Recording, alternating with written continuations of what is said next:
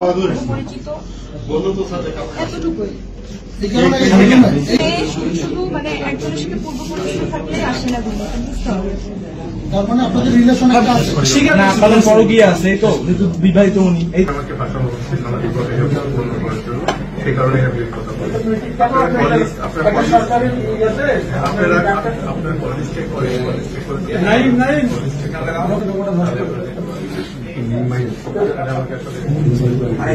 আপনি তো বিবাহিত, আপনি একজন বিবাহিত মানুষ, আমি ক্যামেরা ছোট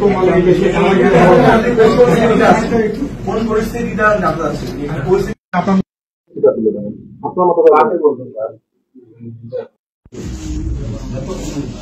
কতদিন থেকে বলেন? আপনাদের সম্পর্কটা কি আসলে দৈহিক সম্পর্ক কতদিন থেকে আপনাদের? বলেন, সত্যিটা বলেন। আচ্ছা, এখানে ধরেন যে ওনাকে যেভাবে ধরা হচ্ছে, আসলে আপনি কি বলতে চান? ডাক্তার সাহেব যেভাবে বললেন বা আপনি কিভাবে বলতে চান? আপনাকে কোনোভাবে এখানে ভিক্টিমাইজ করা হচ্ছে কিনা বা অন্য কোনো সমস্যা আছে কিনা একটু আপনার মধ্যে করে একটু বলবেন। আমরা বারবার আপনাকে প্রশ্ন করতে চাই না, আপনি একবারই বলেন। আপু বলেন, আপনার প্রশ্নের উত্তর খুবই গুরুত্বপূর্ণ।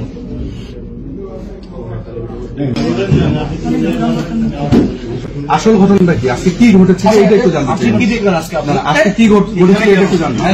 খুবই গুরুত্বপূর্ণ। এইখানে কি ঘটেছিল এই ঘটনার একটু জানতে চাই। হ্যাঁ, এই বেডরুম পর্যন্ত আপনার দুজন কিভাবে আসলেন?